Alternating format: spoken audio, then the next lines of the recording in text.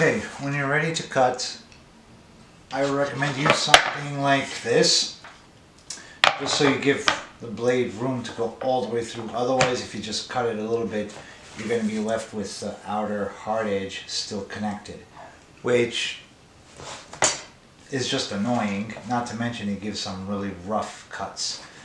Another tip I recommend is doing all the cuts in one direction first, so you still have enough rigidity to move it around. Otherwise, once you start getting cuts, the holes punched out already, you can get some weird shifting when you're putting pressure. So start off with like these cuts, which I'm going to do now, the most difficult ones. You go all the way in, and if you can, try to do as many slicing cuts as you can versus sawing like this. While that works, it gets very annoying very fast. Now obviously you're going to have to keep moving to give room for the blade. And once you get close to the edge, that's where I recommend starting the sawing, because you don't want to go too far and cut all the way through, because then it's ruined. So let's do one of them, a complete one, so you get an idea of what this will look like at the end. Now see, what I made a mistake here is this one cut clear, but this one didn't. Now you can already see, because of the angle of the blade, this is very small, but that's fine. You don't have to worry about it being exact. Now I'm going to try to trace my steps back, and now I'm cutting again. Now, as I was saying, it doesn't have to be exact. Wow. Now what you just saw there was a little bit of imperfection in the material.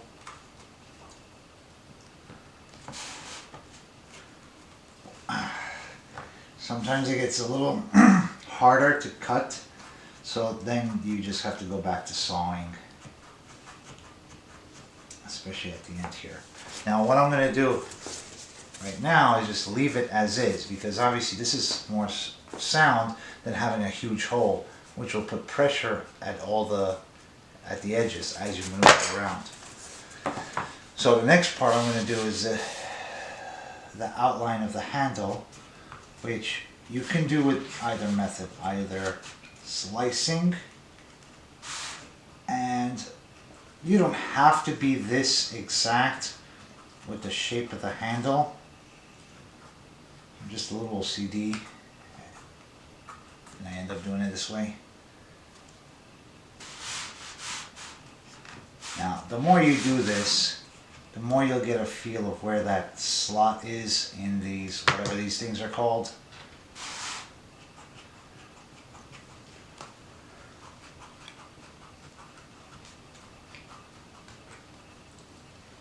Now, turns are always tough, and they will not cut out, they will not come out perfectly. But one thing that you should keep in mind when you do cut, the most exact cut you will get will be when you're making your first incision using the flat edge as your guide.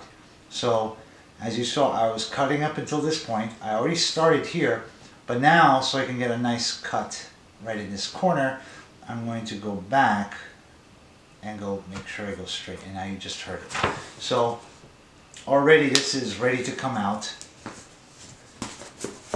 as you can already start seeing it here. And you're going to have these little tabs. They need to be trimmed out a little bit, but I'm not going to do it completely because I want this to be structurally sound. Okay, so we've done a lot of this stuff already, but I wanted to show you a couple of other difficult areas. Now, cutting along a curve can be tricky. Now, if you've noticed, a lot of my cutouts are actually the shape of the tool. I used to put these up on the wall like a dweeb. I still do, but that's a different story. So you can do this with two different cuts, so going straight across here and then going around and then taking out the shaft, which is obviously this little tool here.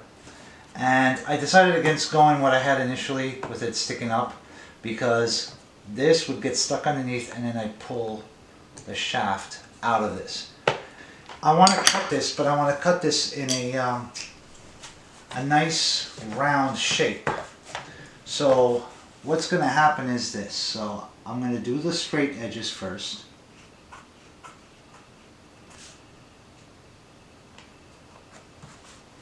And you notice I moved it so I can get the blade to go through into that handle hole thing. And once I get around to the turns, I'm going to do these really fast, well not fast, but very often I'm doing these pinching, kind of stabbing motion things. What you'll see is obviously these didn't go all the way through. But now on the other edge, so here we're going to do this straight through. So I'm going to go through these, make sure I pierce the pad completely, and just watch your fingers if you're going to hold it like I am. Okay.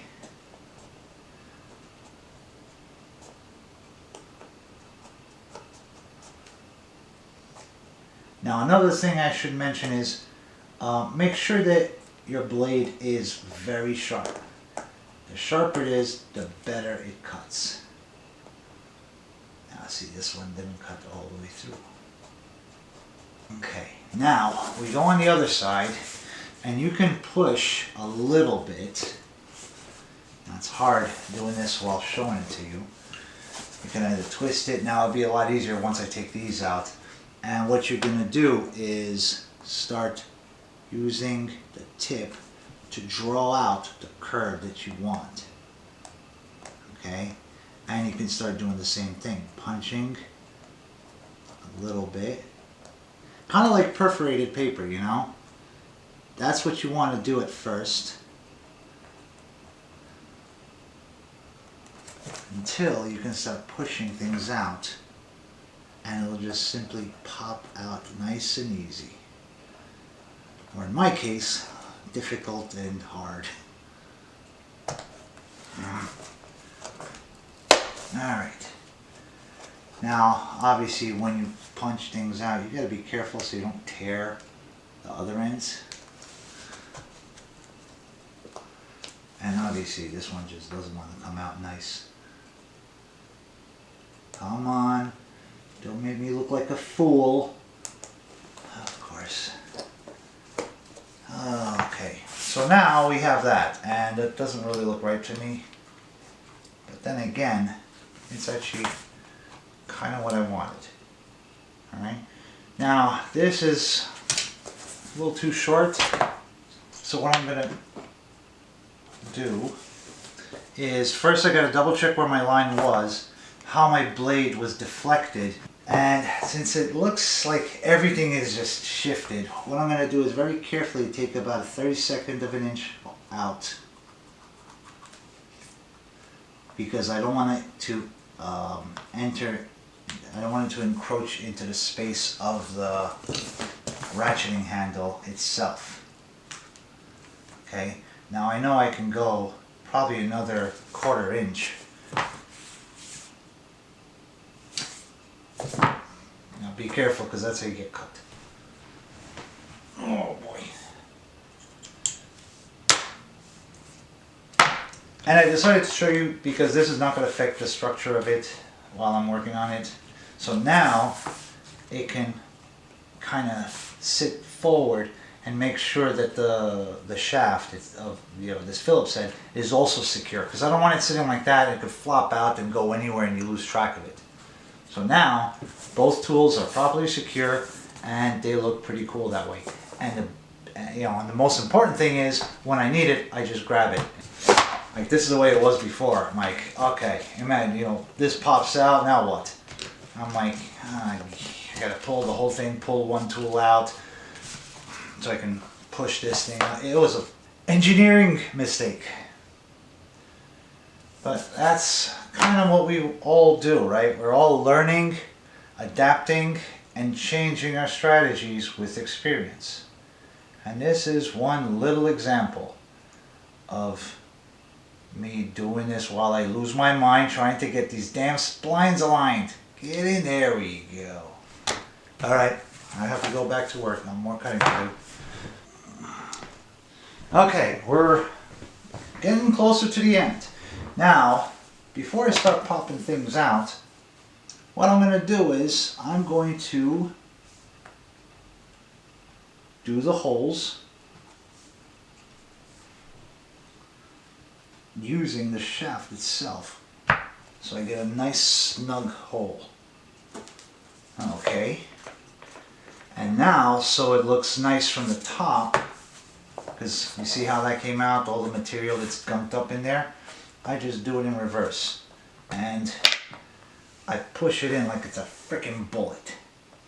Oh, there goes my monetization on YouTube. I said the word bullet. Ah, fuck, it's only going to be on BitChute anyway, so who am I kidding? And I'm spinning it around to make that hole nice and smooth. And there we got a perfect hole. Like there. So shut up. Actually, not this particular one. It's going to be the other one. Now, if you guys have been paying attention, there's another one of these that we got to do. And that is right here, this little bastard. Now, if I can find the damn thing, where did it go? See, this is why I don't like keeping tools in a shelf, because I never find things when they're just laying around. They have to be in the same spot everywhere. Okay, so using this is going to be a pain to get it nice and neat. So the trick I'm going to use is I'm going to find a Phillips that is close enough to its size. And I think that's it, okay? But there's another trick. Because this thing is going to be coming in like this, right? This hole cannot be dead straight. I mean, it could, it probably won't make a difference, but because I want to be all fancy pants and show off how clever and smart I am, I'm going to do it at an angle because that's the angle it's going to be. But I'm also lazy and I could do the trigonometry, you know, being that I was a math professor. But like I said, too lazy for that. So I'm just going to freaking punch in like that. And this would be really embarrassing if I screw it up.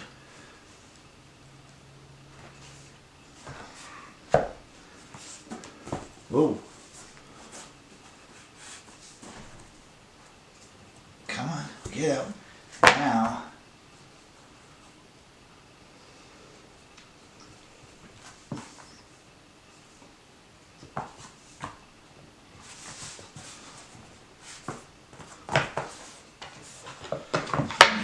Let's do this.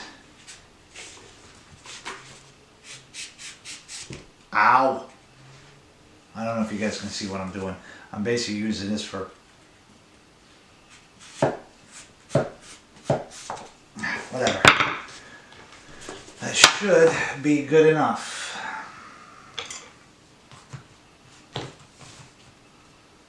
Oh, that's actually perfect. When I'm good, I'm good. Alright. So, like I said, I was going to do these big ones at the very last. Now, what you guys didn't see is that I pre-cut the edges, the straightaways on these, because the corners will still kind of give it enough rigidity. But this one, being that it's at the edge, is going to be tricky.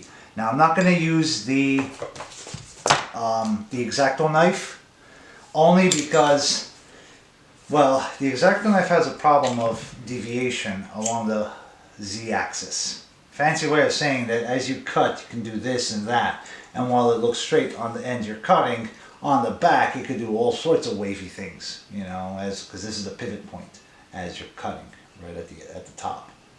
Okay? If you get it, good. If you don't, you know what, you're on your own, buddy. Now, the x-acto knife, being that it's a bigger blade, has less of a problem with this, and since I want this to be very snug, so the lip goes right on top so it doesn't flop around, it's time for the box cutter. And we're going to do it on the heavier one.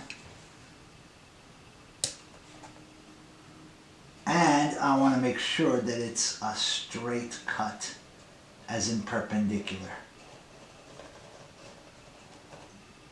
And with this, because it is at the edge and I am going to do that, I am cutting clear straight away. Now, what I would recommend is getting a light that shines from behind you, because I already screwed it up. Yep, you can see there. Look where I wanted to cut, and look where I actually did cut, because the light was coming from here and it cast a shadow that fooled me. Now hopefully that shouldn't be too much of a problem, but we will see.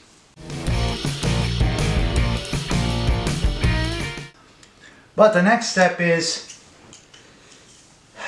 well, it has its own difficulties, but I find this the easier part. Obviously, if you want to make it perfect, then it could be maddening.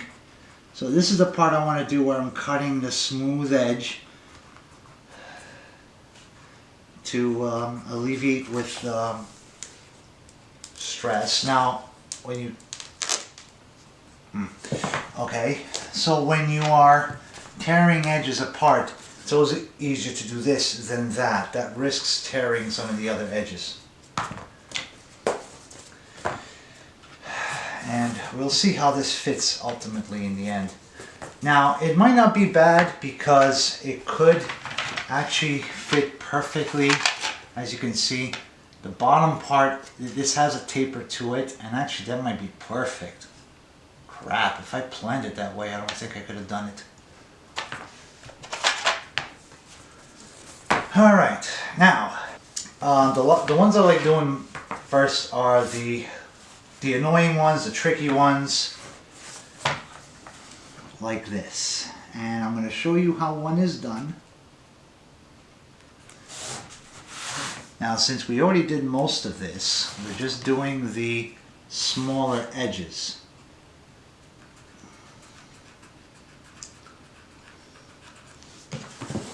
Okay.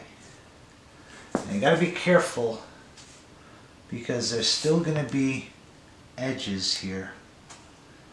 So you're going to use the tip of your X-acto knife to kind of just coax the edge out. Now, sometimes it's going to be more difficult. Like this time.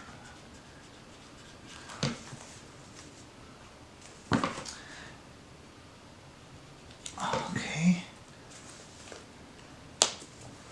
Alright. Refusing to let go of its mama. Alright. Now, obviously there's another one here.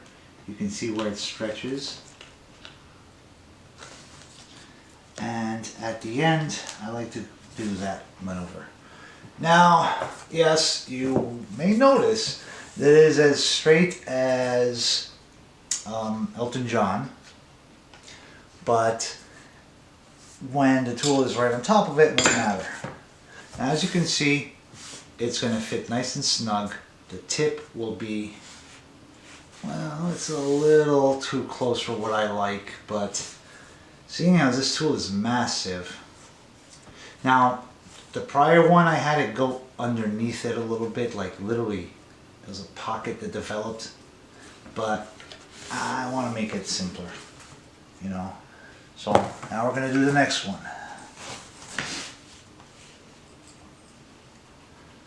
Now, as you cut more cutouts, okay, it becomes easier because now you can start seeing where your little slot in that thing is.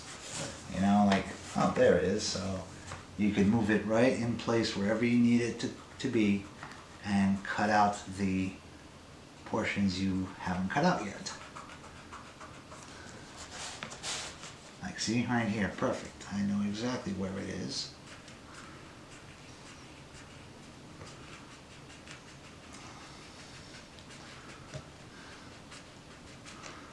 Okay, and now we're going to go back up here because you can see that there's these perforations, and because I don't want to pull on it, I don't want to risk damaging this little area here or here where it's fairly thin and frail, I'm going to just kind of gently pinch these little tabs out. Like, see here, there's a lot of them. So here I'm going to draw almost.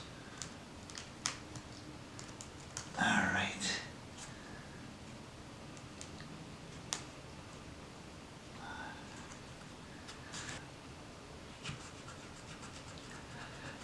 Now, this is not the easiest job in the world. It's actually kind of annoying. But let's get down to cost. What does this cost you? Well, time, obviously. And a pack of 4 of these, you get red, yellow, green, and blue. Nice kids colors. But they also make good visual aids when you have it in your toolbox. Gives you nice contrast. They cost about 20 bucks. Okay? Now, obviously, if you have a bigger box, and mine has 8 drawers, plus I had to get another additional smaller top box, so I had to buy 3 of these damn things, so that was 60 bucks. But considering that one of these mats, the dual professional Air Force grade mats, are $40 a pop, I think this is a deal. Okay? And not to mention that you still got to do the same annoying cutting. And I find, and I did that in the military. I was a tool technician, so move over, Tim Allen, because here's the real tool man. Okay? It still takes a long while to set up one of these. It's annoying as hell, and you will go through a lot of them, you know, when you screw up. At least this has the benefit that it's thick and it's more forgiving to abuse. And then you go that and that. And then you have your little screwdriver you put on the wall. Ta-da! Okay, so I'm going to fast forward this and you get to see me towards the end. Okay, so we're almost ready. Now what I wanted to show you at the very end is, okay, if you remember, we were doing the edges and the shortest sides of what we cut prior. And for this, we were doing the edges to make them round, although it's a pain in the butt. Now, after we're done, you can see some of them are not perfect, and you're gonna have these little tabs.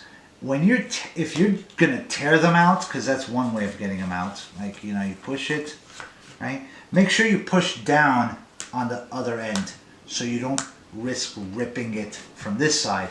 If the inner portion rips, so be it. But this one's not coming out easily. I don't know why. Okay. So now we have this, and you see how it's still sticking there. So we're going to hold it here firmly and pull out like that. Okay. Now we got these little buggers left.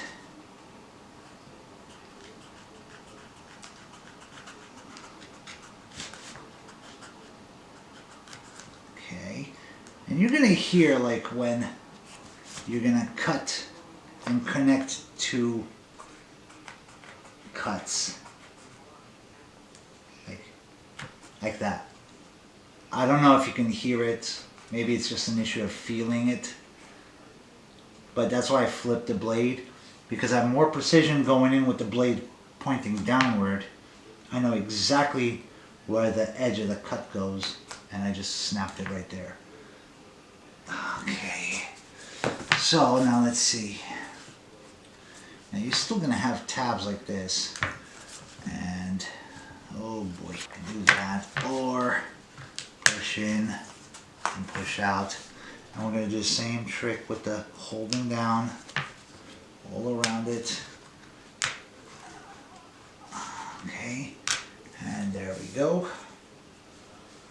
Here's a little, it looks like a potted plant, or a pineapple, or a guitar, or a screwdriver.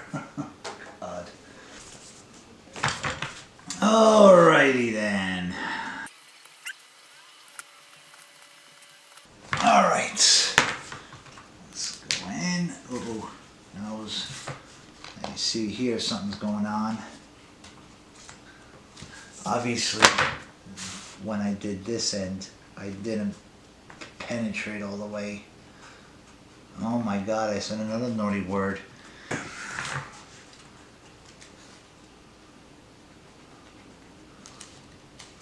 Okay, so we're going to do the same thing, but see here, I don't have a lot of pressure to hold, to press down, to rip. Yeah,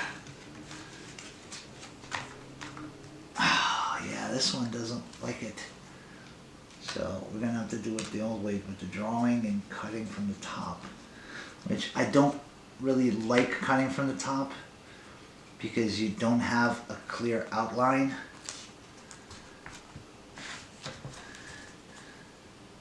Oh boy, there's lots of freaking overlaps.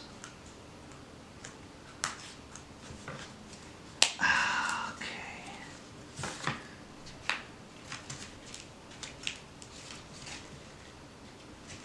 Now more of that here.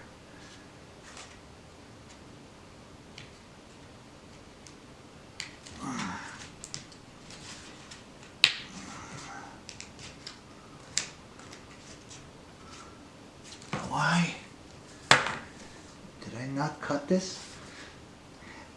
Whenever you feel something that doesn't feel like it's breaking away, don't push like a maniac, because you may have forgotten, like I just did there. I forgot to cut that little edge. And something like that could ruin your entire cutout. I think it's time to place it into our shelf. Alright, so we're going to put our shelf, and now, moment of truth.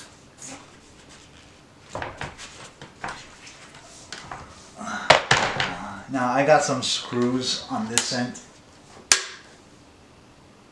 Let's not break things. Got some screws on this end, I want to clear them. And what the hell's going on here? Okay. Now, personally, this isn't my best one. I think it's a little loose. Normally I like them to be just a little bit more snug. But if there was one of them to be a little loose, it's your screwdriver one, because you've got a lot of these long ones. So now let's start putting things in. This has to go underneath. Oh, that is just, that's good. Because now when you grab these, you're not grabbing the whole thing. Okay? Now that's what I like to see. Just a little bit of this hovering. Because now when I place some heavier tools, it's going to start pushing down. And don't worry about this. Now, you can grab this one out, but as it gets worn and used a little bit, this thing will be able to just sit on its own, and you'll just close it. Maybe I should put a little, drill a hole and put a screw in here so I can open it up and grab what I need. Okie dokie, next, this, which I cut it deliberately smaller because this can just sit here nice and snug, one way or another. There we go. And you always got something to grab on. Wow. This one's not coming out, so.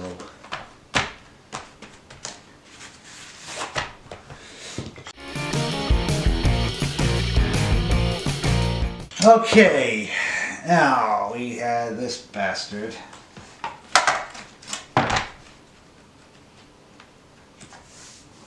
Let's see what's going on here.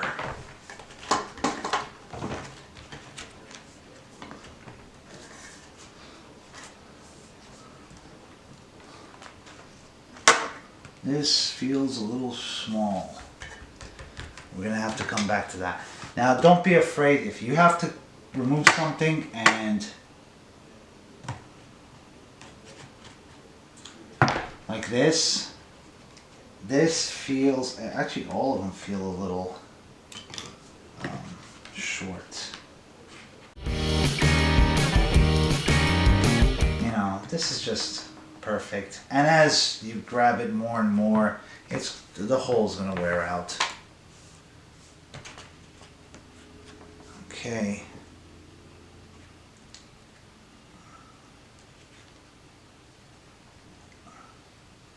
Same with this. This, as it gets older, it'll wear out.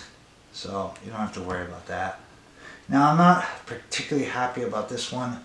This one makes it really hard to grab out. So probably what I'll do is I'll just grab the tool and, you know, grab it out that way.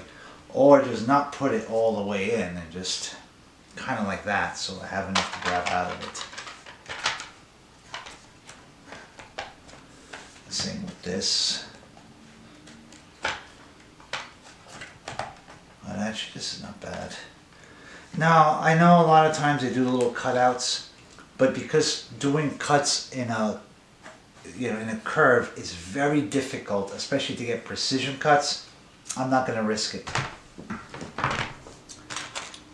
And there's that.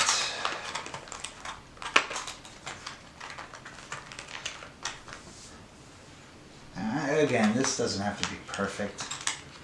The idea of this is not prettiness or, oh, look at whatever. This is function, you know? So now I can take the smallest tool and you can spot it immediately. In fact, let's do a little test. I'm going to turn off the recording. I'm going to take a tool, one random tool. I'm going to turn on the recording again. And I want you to, at home, to see how fast you can spot the missing tool and obviously what it is. Did you find it? I'll give you a hint. Oh, you found it already. You don't need no hints. It was this little one. So even with this awkward shape that it has, it's really easy to see. Now obviously that's plain as day. You can see it's missing. I think the hardest ones to spot in this particular case, if it's one of those, but again, you can see the gap. It's like one of these things is not like the other kind of situation. Okay, so that's pretty much it. I'm not a fan of how close the screwdriver tips get to the wall of the drawer. It's a little close, so you know, you come back and you can bang it up. So maybe in the future I'm going to put some electrical tape here. Okay, so that's pretty much it. We got still 2, 3, 4, 5, a lot of them, but I will show you the end product of those. So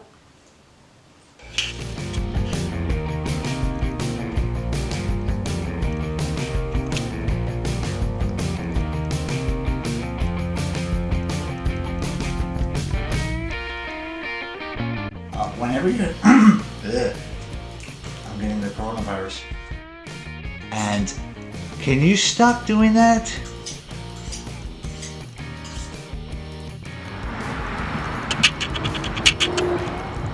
So a bird got coronavirus and now there's no more toilet paper.